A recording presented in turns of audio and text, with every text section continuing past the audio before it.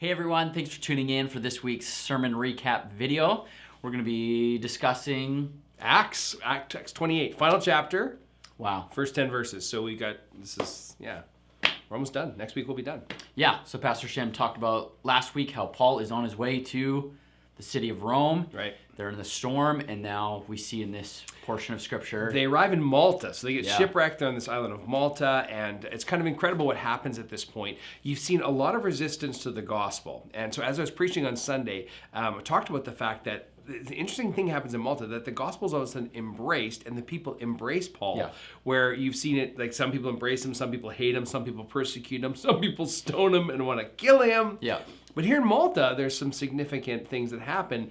And so the first 10 verses that I preached in Acts 28 this Sunday was just really on what happened in Malta. And what's cool about Malta is you see that God is doing something with people and places for his purposes. He takes Paul to this place based on a shipwreck, and he does something powerful with the people, really for his purposes in this chapter. So I'm not sure if there's some things you want to draw to the sermon, but yeah, no, it's just interesting, that point of how this, what seems like an accident, right, this terrible incident, is actually a God-ordained moment, that God uses 100%. It for the glory of his purposes. And we see this island, this culture receive him, in a bunch of people get healed. Right. So we talk about that supernatural aspect. Yeah, there's three cool things that I see. Well, there's two sets of threes in this, and God does not do anything with an intention. So there's 3 times you see favor, and there's 3 times you see supernatural in these 10 verses. First of all, as they come onto the island, it says the native people receive them, and they give favor and blessing. Then Paul, as they make a fire, gets this viper on his hand. He shakes it off. First of all, they think he's a murderer because he's going to die. Then they think he's a god. So you see this favor and supernatural. Then all of a sudden, he's welcomed into the house of Publius, who's the chief of the island. He gets favor there. And then it's his father gets healed.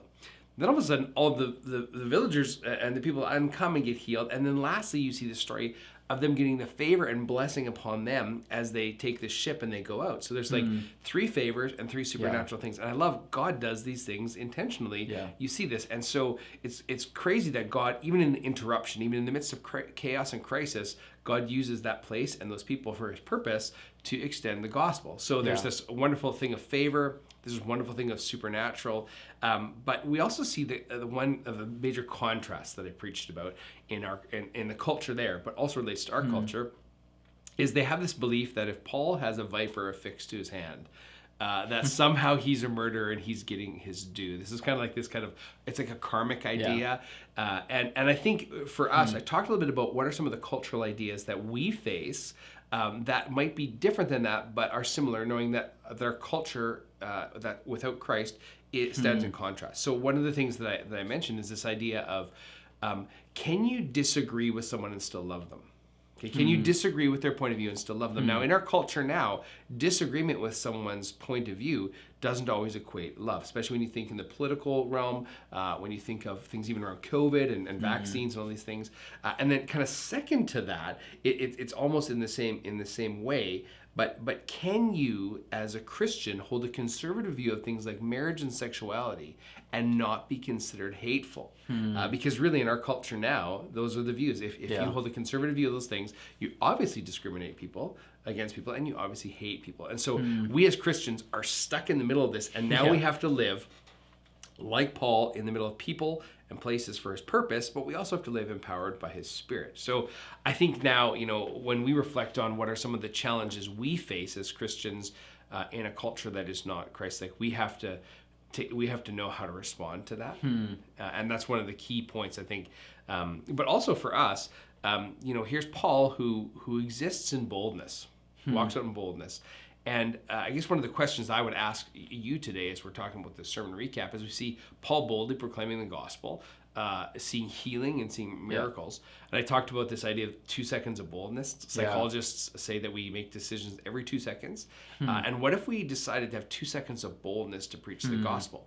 Now, we generally come up with excuses. I'm not Paul. I'm not bold. I'm not good looking like Braden. I can't do evangelism. I can't pray for people. What's our response when we see people who are sick? And my question to you today is to reflect on, firstly, what's the excuse you would make, or what's the kind of inner dialogue or the inner narrative that would happen when you have an opportunity to be bold and share the gospel, or when you would have an opportunity to pray for someone who's sick? What's happening up here or here that prevents you? Because we all have some sort of kind of narrative that's there. And I was just recently listening to a pastor talk about, whatever you have, it's enough. So it's like, he makes this joke that if you had the first iPhone, right, you can't do great video on it, but you can still text, and you could text in quality. How many people do you text to invite to your church? And he talks about that, like, whatever you have, God's given you all you need to do evangelism, right? So if God's given you a personality, go for it, right? So I think we have to wrestle with those things. So what in you is the excuse you make? What in you is the preventer from being bold and taking that 2 seconds of boldness? Yeah, I think those are some good questions for us to reflect on even in this week.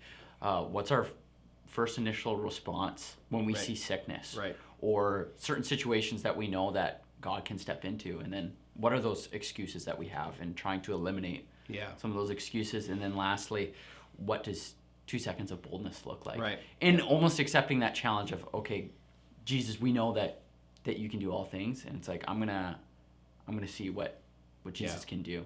Yeah, and I would challenge you as you're watching, like, look for the next opportunity for 2 seconds of boldness. Look for that next opportunity. And know this, is that one of the things I put out in the sermon is just like, ask the Spirit, what do you want to do here? Spirit, what do you want to do here? Because he'll help you, he'll empower you. Because one of the major themes we see in this 10 verses is that it's the Spirit upon Paul that empowers the Spirit's work through Paul. And same for us, the Spirit upon us empowers his work through us. So when we ask that question, Lord, like, what do you want to do in this situation? Spirit, what do you want to do in this situation? He gives us an answer. So I think there's some really great things to reflect on, and even looking at, like, where does God allow favor in our lives for the purpose of his kingdom? Because obviously he did it in Paul's life, and we can look in our life where God is using favor to advance his kingdom in our lives and having that focus. That's great. Yeah.